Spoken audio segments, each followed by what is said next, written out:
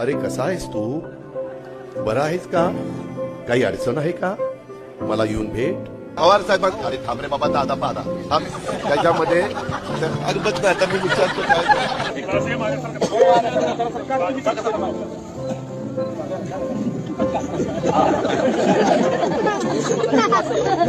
अभी शाम तक रुको, अभी कल शपथ ली है ना. उनका समझ में आएगा.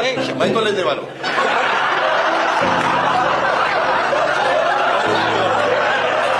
कुठे विट्टी दांडू खेळायचे, कुठे भोवरे खेळायचे. आताच्या पोरांना गोट्या माहित नाही. गोट्या माहिती असतील, दुसऱ्या असतील माहिती, परंतु खेळायचे दिवसा ज्यांच्या बरोबर असाल, रात्री पण त्यांच्याच बरोबर. म्हणजे त्याच्यामुळं अरे थांब रे, थांब.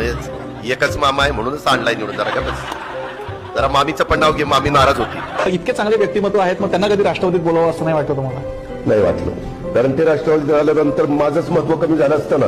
त्यांना राष्ट्रवादीत होते कसं आणायचं? अरे आम्ही काय तिथं गोट्या खेळायला आलो?